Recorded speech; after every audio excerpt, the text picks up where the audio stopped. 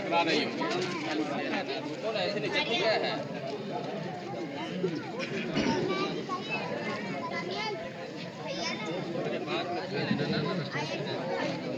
बिस्मिल्लाहिर्रहमानिर्रहीम। आमिनन व मुसल्लियन अम्मा बाद। सारे जहां से अच्छा हिंदुस्तां हमारा, हम बुलबुले हैं इसकी ये गुलसिता हमारा। काबिल कद्र असातिज़ाए किराम, बिरादराने वतन, देश के जियालों, इस्लाम के मतवालों और अजीज बच्चों, इस वक्त हमारे मुल्क हिंदुस्तान के चप्पे चप्पे में यौम जमहूरिया का जश्न मनाया जा रहा है। ये जश्न क्यों मनाया जाता है? इस जश्न को मनाने के लिए क्या एक दो दिन की मेहनतें या फिर महीने और 2 महीने की मेहनतें कार फरमा है, या बरसों की मशक्क़तों, जिद्दोजहद और जाँफशानी के बाद ये दिन हमें मैसर हुआ, जिस दिन में हम ये यौम जमहूरिया का जश्न मनाते हैं। अजीज तलबा, मैं मुख्तसर अर्ज कर देना चाहता हूँ कि जब ये हमारा हिंदुस्तान सोने की चिड़िया कहलाता था, ये मुल्क जहां मालो दौलत की बेबहा और बेशकीमत चीज़ें मैसर थी, जब इसके ऊपर अंग्रेज़ों की नापाक निगाहें और कदमें पड़ना शुरू हुई, तो अजीज तलबा फिर हिंदुस्तान के ऊपर धीरे धीरे अंग्रेज़ों ने कब्जा जमाना शुरू किया। और जब वो अपना असर रसूख, अपना तसल्लुत और इक़्तिदार को मजबूत करने लगा, तो फिर उलमाए देवबंद को, मुसलमानान हिंद को ये फिक्र दामनगीर हुई कि इस हिंदुस्तान को गुलामी के जंजीर में जकड़ा जा रहा है, और इस जंजीर से आज़ाद करने के लिए, इससे रिहाई दिलाने के लिए हमें क्या करनी चाहिए? अजीज तलबा, यूँ तो 1806 से ही जंग शुरू हो चुकी थी, लेकिन जब हर तरफ बगावत की अलम लहरा गई, बगावत की लहर दौड़ गई, हर तरफ बगावत की लहर फैल गई, तो 1857 से जो आज़ादी के लिए उलमा ने, मुसलमानान हिंद ने, मुजाहिदीन आज़ादी ने कोशिशें शुरू की हैं, तो आपको बताऊं कि 1857 ये सन का वो दौर है कि जिस वक्त में महात्मा गांधी का जन्म भी नहीं हुआ था, क्योंकि महात्मा गांधी का जन्म 1869 में हुआ है, और उससे पहले जो 1866 में हमारे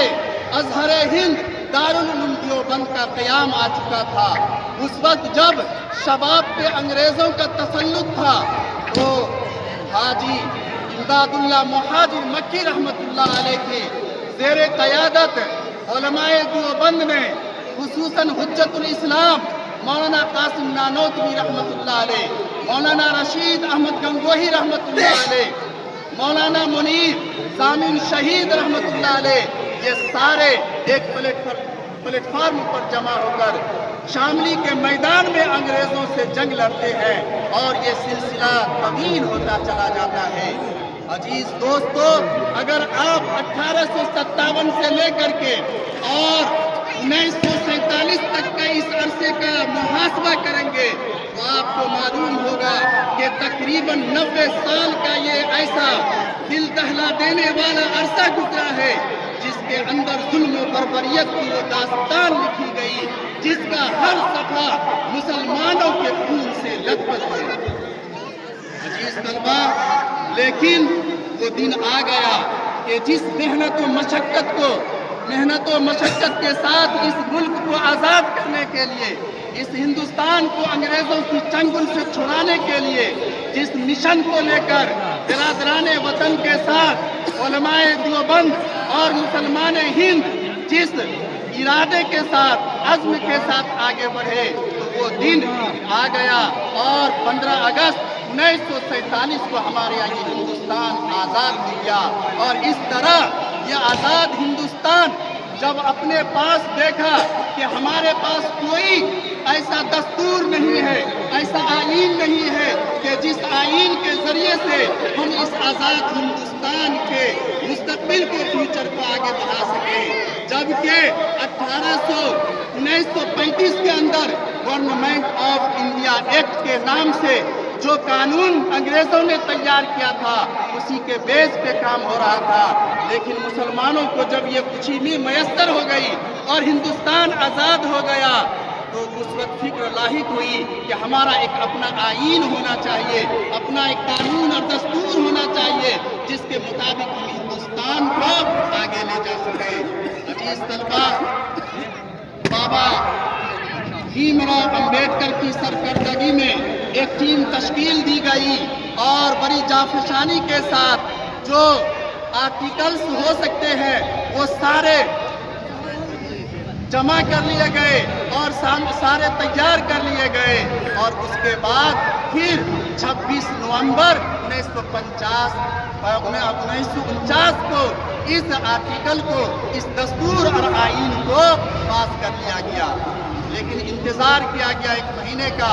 और फिर 26 जनवरी 1950 को सबसे पहला यौम जमहूरिया का जश्न मनाया गया। आपको मालूम होना चाहिए कि यौम जमहूरिया का जब जश्न मनाया जाता है तो हिंदुस्तान दूसरे ममालिक से उसके सुदूर को इनवाइट करते हैं, मेहमान खुसूसी के तौर पर बुलाते हैं। जब हिंदुस्तान का सबसे पहला यौम जमहूरिया का जश्न मनाया जा रहा था तो उस वक्त इंडोनेशिया का जो सबसे पहला सदर था